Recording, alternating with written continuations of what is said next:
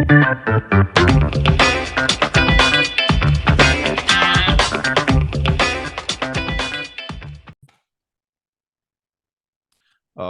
right. Happy Tuesday. No, this is a Wednesday. Happy Wednesday, everybody. I have to apologize. As everybody knows, we just had a newborn. We're super excited, but that means I have zero sleep. So we're running forward as in real estate. We take things as they come. And today's no different. And I am super excited about our conversation today. We have we have LeAnn Fortune. Almost got that last name wrong there. From Austin, Texas, originally from Alaska. LeAnn is a professional in the construction side. She also does green development and raises capital, which are all topics we love to talk about. LeAnn, I am super excited to jump into this. Thank you very much for hopping on the show. Yeah, thanks, Gabe. I'm happy to be here. Thank you for inviting me on. Absolutely. I told you before we got on here, we like stories. We like to hear how people got to where they are. So why don't you take us back to the beginning of your story? How'd you get started in real estate? Yes, I have a great story and I love sharing it. So yeah, my pleasure. My name's LeAnn Lee Fortune. I am from Alaska, is how I always start it. I grew up on a really, really remote island in Alaska, actually, and my dad's a commercial fisherman. So Oh, I cool. grew up fishing on the ocean all the time. And I was really comfortable on boats. So therefore, I actually went on to get my biology degree because, well, I just love nature and animals. And because I had all that sea time, might as well get my 100-ton captain's license, right? So that Might as well. might as well. I just had to take a test and it was easy for me. So I know all my knots, all the nautical stuff. So I went ahead and did that. And that allowed me to get a job with the state of Alaska Department of Fish and Game. And I was at sea 6 months plus a year Oh, doing wow. research and helping manage commercial fisheries in Alaska. That's At one fun. point, That's I pretty was cool. like 20 miles off of Russia. Like that's how close Alaska is to Russia. You know, at one point, I was actually closer to Russia than I was to Alaska. We were out doing invasive crab species research and stuff. It was fun. I had a blast, but doing that, you don't get cell phone service, you don't get Wi-Fi, you're just kind of out in nature on a boat and you don't have contact with society, you know? So you can't really have a relationship, be like, okay, honey, I'll see you in like 6, 7 months, you know, you're not going to hear from me. That doesn't work very well. So in my younger 20s and stuff, that was really fun and I loved it and it was exciting and I saw things that most people will never see in their lives. But there was no room to really grow. Like I could have they were like thinking of training me to be the captain on the research vessel and stuff like that, but that's where it ends. And I just have this entrepreneurial spirit that I'm like, I want limitless growth opportunities. You know, I don't want to see that there's a top. So I decided to quit my job and I had no idea what I was going to do. I was listening to the 4 Hour Work Week by Tim Ferriss. Tim Ferriss. And I just got so inspired. I was like, I'm going to be an entrepreneur. And I quit my job. And I had no idea what I was going to do. It was kind of crazy. I traveled to Southeast Asia for like 3 months, hopped over to Bali, did this like eat, pray, love spiritual. You know, Nice. like, what am I going to do? At one point, when I landed back in Alaska, I was in my car driving and I hear this, do you want to learn how to flip houses? And I was like, oh, Classic. yeah, I should do that. You know, like that's what I'm going to do. So I went to the seminar and I signed up for the classes because I had experience with my father building. He's actually quite a great builder and he would buy land and I'd help him set up the pad with the excavator. I had, you know, experience doing that, but not a ton of experience. And I'm this young woman who just quit her job as a biologist, you know, on a boat. And like try going and asking for loans to flip houses. They're like, yeah, okay, girl, you know, what you got, you know. But anyways, I was hard-headed and super inspired and motivated, and I just went for it. I signed up for the class. I started my own LLC, and I was like, I'm gonna do this. And I was staying in this efficiency apartment that was just like kind of crappy with my dog, and Was this in Alaska? yeah. Okay. So All right. I end up meeting my now husband. He was also on a similar path. He worked on he was an industrial engineer working on the slope in Alaska at the oil fields. They would go up Okay. there and build, all the stuff. So he was working up there, and he would do shifts up there for months at a time, kind of similar to me. He Yeah, was you guys had a similar lifestyle. so he quit, and he, same as me, had no plan except for he was going to go learn how to flip houses. And so we had a lot in common. You each have And that spirit. yeah, and we ended up meeting at the real estate conference thing where we were learning how to flip houses. And we met outside of class and ended up deciding to partner up. And our first flip was in Alaska, and it was a huge learning experience. We took it They down to always the are, right? yeah, we took it down to the studs, and it was in the Oof. middle of winter. Ooh. And we had no heat, no light, no electricity. Alaska is dark in the wintertime, and it goes down to -20. And I was all Oh, bundled up, jackhammering concrete to reroute the plumbing. oh, geez. It was, yeah, it was quite a learning experience. And in the end, we really made nothing. It was like a whole year. I've had that experience, so I feel you. I didn't make anything. And we were like, well, we learned a lot. That's what you say when you kind of When you have a fail. small failure, yep. Yeah, it's like, well, I learned a lot. So we went on to the next one in Alaska. And after that next one, we decided, okay, Alaska is not for us. This is a really it's a small fishbowl. It's kind of how we felt about it. There just wasn't a lot of opportunity. And we have these big mindsets, like growth mindsets, that we want to do big things. And so we ended up deciding Austin, Texas, and we had never been here. We just like kind of heard the market was good and it was kind of a cool place to be. And we didn't even do much research. We were just like, let's go. You So heard one Joe Rogan podcast and you're like, all right, we're moving to Texas. yeah, right. So we sold everything. He had a Jeep. We put a rooftop tent on it, and we took like two suitcases each, put them in there, and took my dog, and traveled from Alaska down to Texas. And you have to go through Canada and all Yeah, this. that's a road trip. It took 6 weeks because we had fun doing it. We didn't Mm. just straight drive. We'd stop at national parks and stuff, and we had a lot of fun. But it took 6 weeks to get from Anchorage, Alaska, down to Austin, Texas, and we just had a blast the whole way. And luckily, we did, because once we landed in Austin, it's just been work, like the grind to build our empire that we want to build since then. Mhm. And we landed here. We had like no money because I told you the flip wasn't very successful. We ended up getting into an apartment, bought a Walmart blow up bed because we couldn't afford anything else. Got a hole in it immediately. We'd wake up on the floor. But from there, we just started building what we have now, which is a successful green building construction company that we buy land, we build green homes on them, and we sell them. And right now we've built over 60 homes, and yeah, that's where we're at now. That's awesome. I love your guys' story because I mean, it really does go through the gamut. I always like to stress to people just getting started out that, it's going to be hard. There's going to be really difficult times. You're going to have times when you don't have any money and you're just trying to figure out how to do it. And you guys went through that. It sounds like you really went through the gamut there. And I'm glad to hear that you made it out the other side. 60 new construction completed projects. That's awesome. That's a good number. When did you guys actually land in Austin? How many years ago was that? It was November of 2017. Yeah, Okay, so it's been a little over 5 years now that we've been. nice. Yeah. And I'm sure looking back from now until 2017, you're just like, wow, so much has happened. We've accomplished so much. That really is a good success story. So congratulations there. Yeah. The first question that comes to my mind, a lot of people, you guys started out in flips. That's where a lot of people start out, as flips or wholesales or something like that.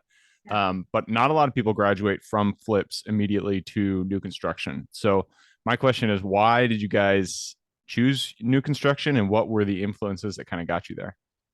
Yeah, so we wanted to be green builders. We care about the And can environment. you, real quick, can you define green building? What does that mean to you? Because I know a lot of people say that.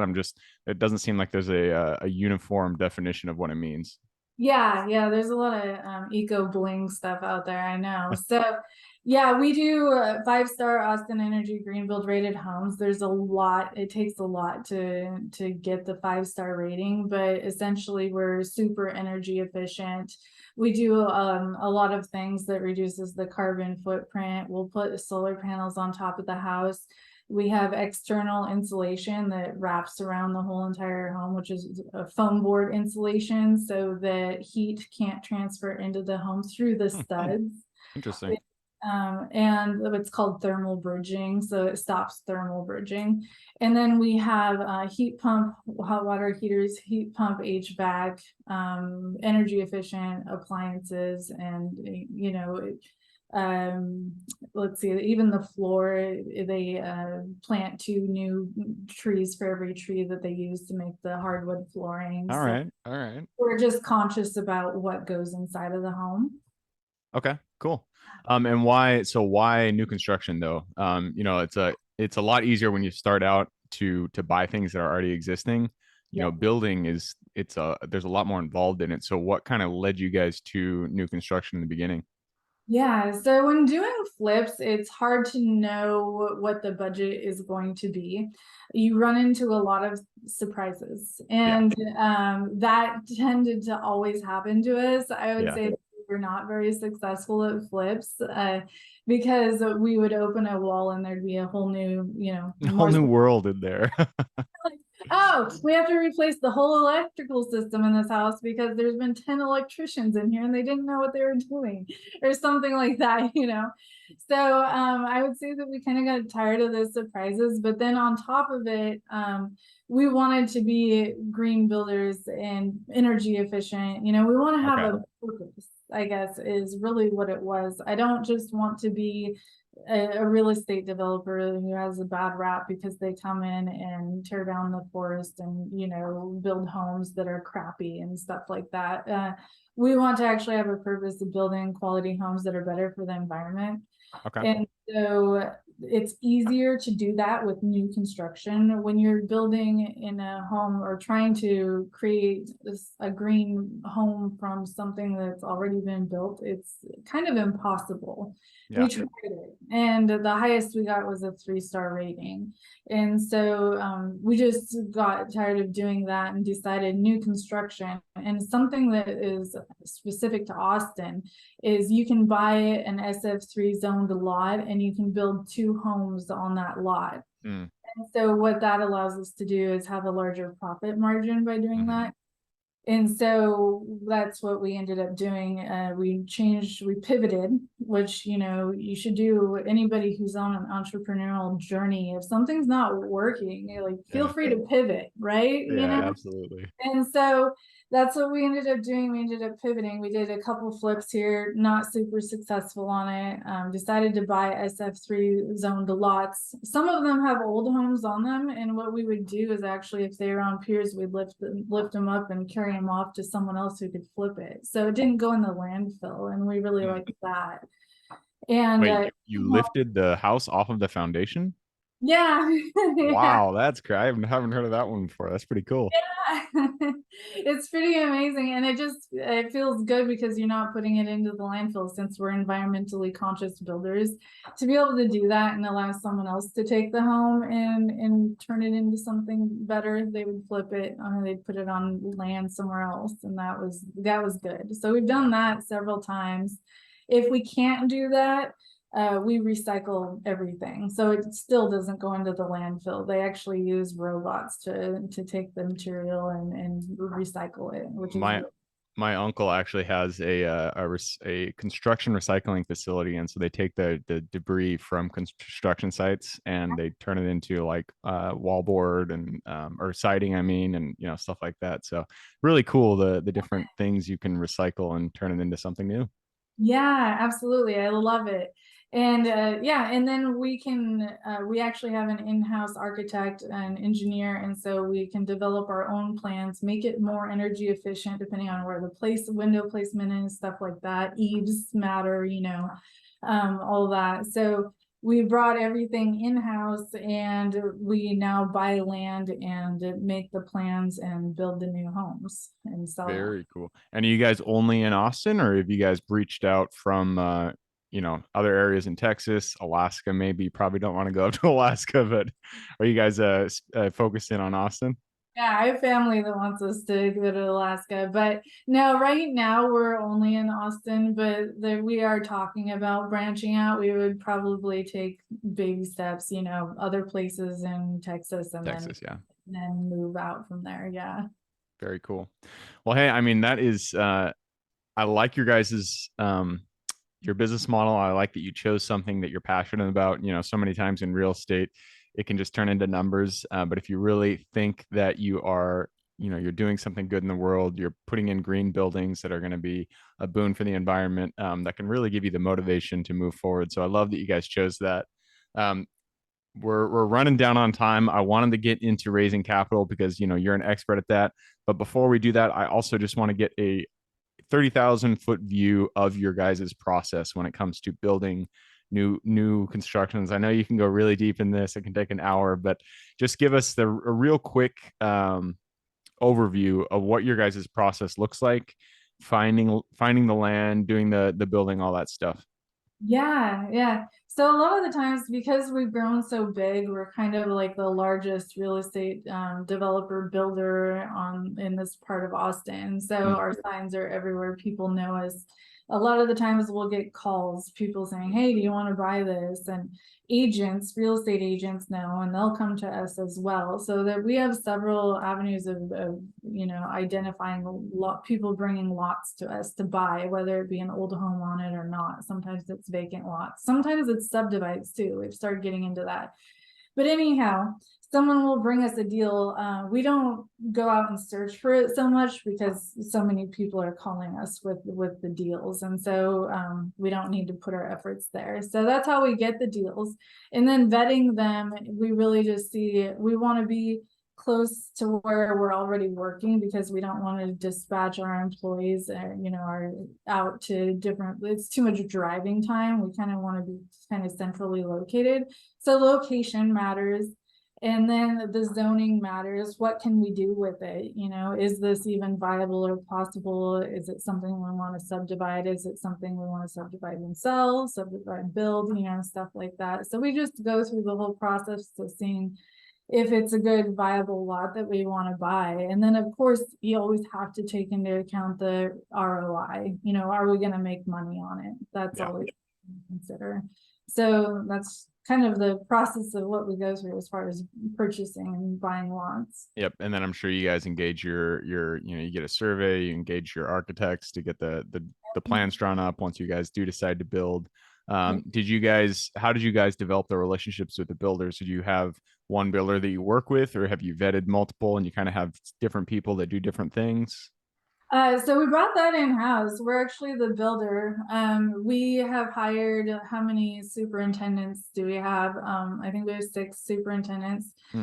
And so they will manage several of our construction sites. And that's kind of why we want to keep it centrally located, is because they Hmm. need to guide between the sites that they're managing. They'll manage about 5 homes that we're building. And so, well, 6 actually, 6 homes that we're building. And so that's why location matters. And basically the architect is our employee who works for us. He actually gained experience with us and went to get his license. So he's been working for us for almost 4 years. Oh, cool. And during that time, that's how he got his experience and was able to get his license. So now we have an in-house architect. And yeah, we have our superintendent, we assign him to the project, he manages the whole entire build, and we have our whole process lined out that he can just follow. I love it.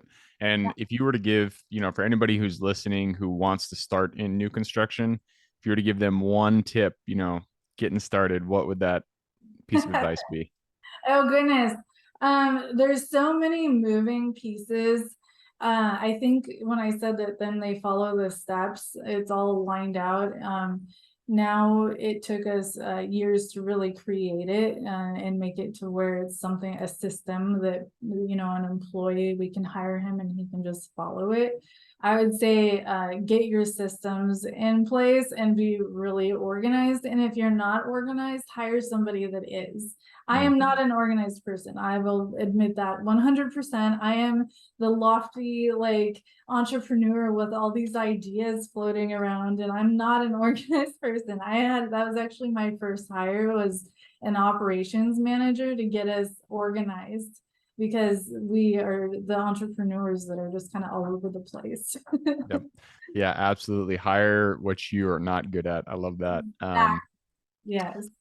All right, man. I love this topic. I love how much wisdom you guys have, but I do have to move us on. Before we move into the quick question round, I would be remiss if I did not ask you about raising capital. You're an expert at it. So um, in a 5 minute little spiel here, tell us what are the tips, what are the crucial processes, I guess, that you follow to raise capital for your deals. Yeah, I think back to when I was first starting, and I told you I had no experience. And I want to touch on this because I feel like, I may be talking to a lot of people that are wanting to get started. I got started and I had really no experience. I leaned on the people that I knew. I would say, like, well, maybe I'm not good at this, but I know somebody who is, and I have these contacts and stuff like that.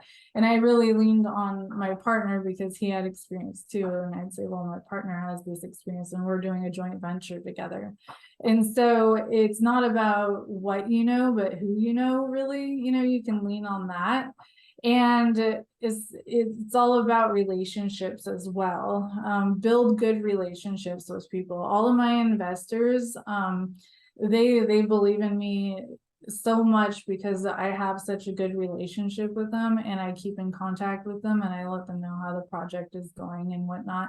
So honestly, it is about the deal. You want to present the numbers. You want to show them like what, give them a good return, show them that it's a good investment, but then also just keep that really good relationship with them. And, as long as they trust you, they're more than likely going to stay with you, not just for one deal, but multiple deals. They'll want to keep reinvesting if you have a good relationship with them.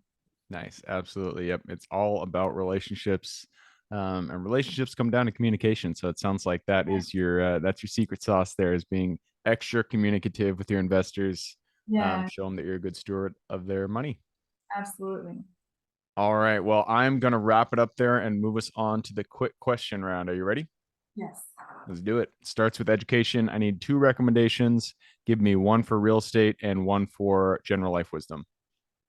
Oh goodness. The real estate one, I would say, there's this really good book. What was it?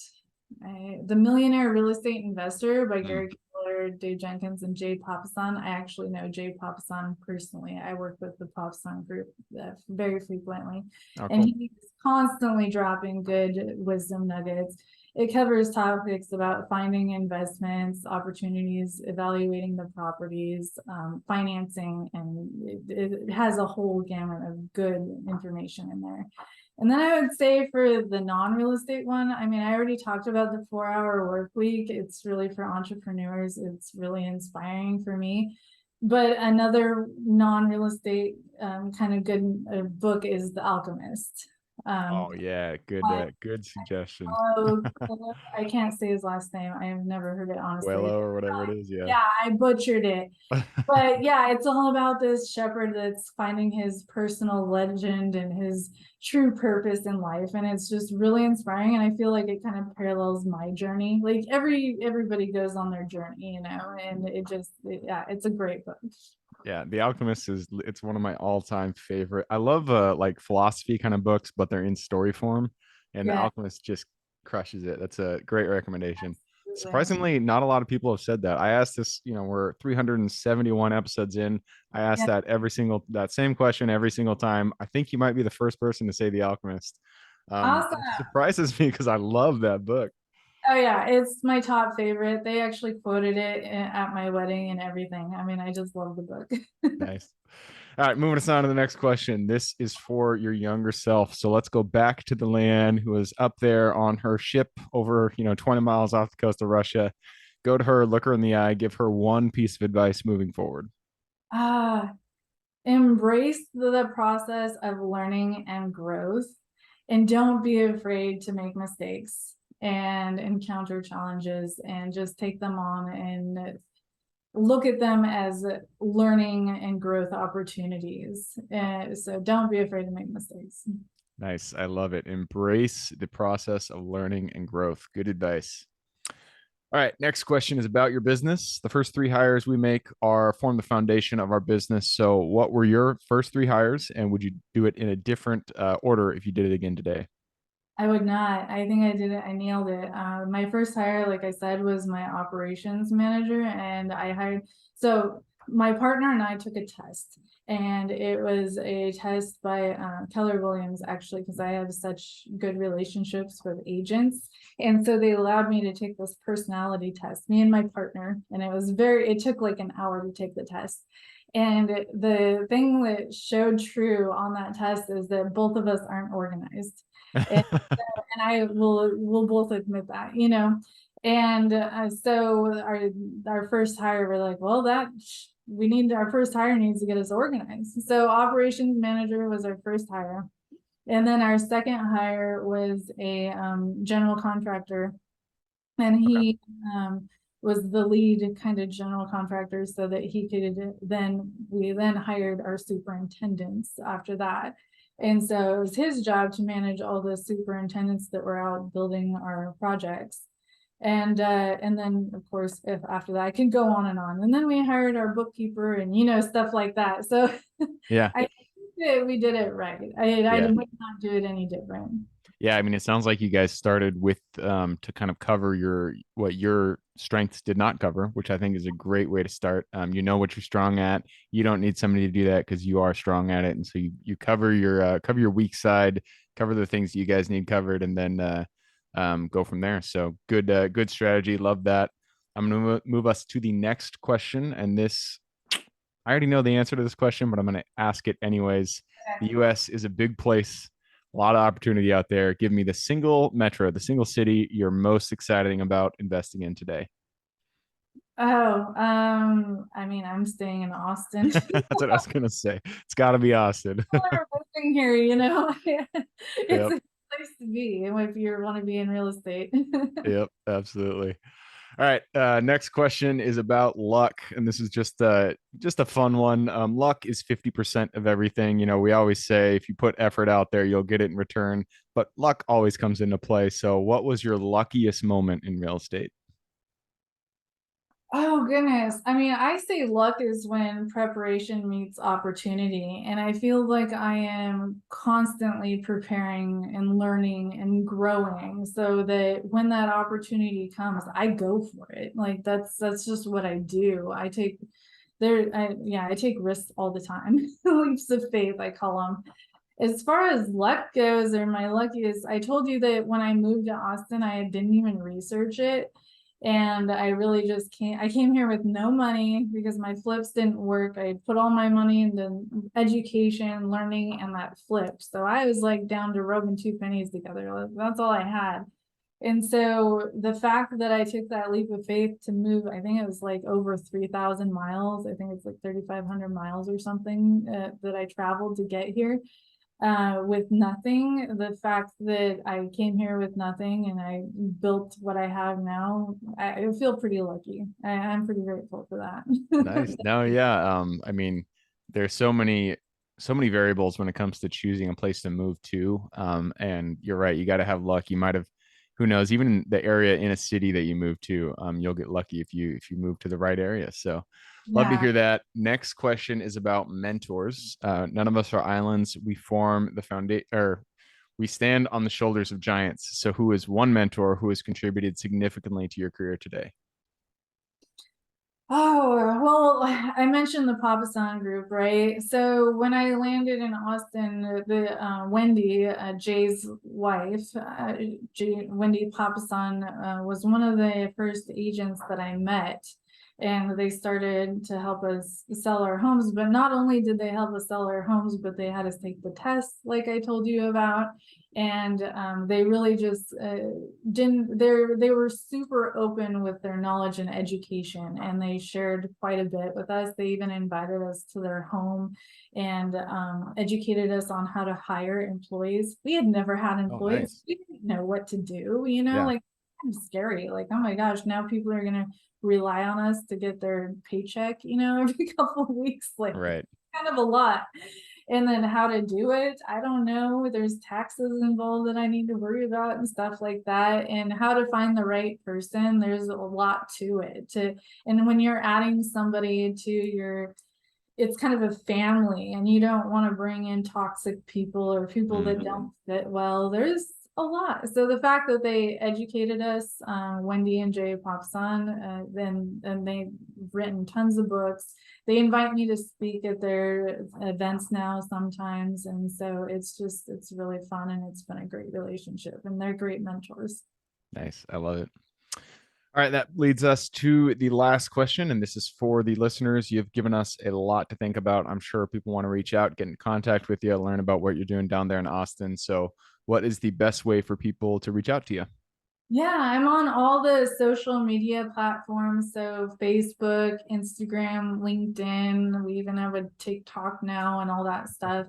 It's at Fortunate Foundations for all of them. And that's Fortunate Foundations with an S. It's plural. Some people miss that. And then you can always email us. You can email us at info@Fortunate Foundations, or LeAnn, LEANN, at Fortunate Foundations. And we always have investment opportunities if anyone's interested in investing. We sell houses. We also do custom home building as well. So if someone wants us to build their custom home, so I'm available for all of those things, and I'm always happy to share my knowledge as well, because that's how I got to where I am. So I'm happy to if people have questions, I'm happy to answer them. All right. Well, thank you for showing up. I do appreciate you. You obviously have a ton of knowledge, and I love that you were willing to come and share it. If anybody does want to reach out, I'm going to put those links in the show notes. So all you got to do is just click a little more in the description. It'll pull down the full description, and in there you can find LeAnn's links. So LeAnn, that does wrap it up. Again, I appreciate you coming on, and I hope you guys have great success in the future. Absolutely. Thank you, Gabe, for having me. Absolutely. For everybody who's here with us today, thank you guys for showing up. You are the reason we do this. So if you guys have any questions whatsoever, reach out to me, Gabe, with realestateinvestingclub.com. And if you guys want to support the show, all we ask is you give us a like, subscribe, share, all that jazz. Other than that, hope you guys have a great week. Keep rocking real estate, and I look forward to seeing you on the next episode.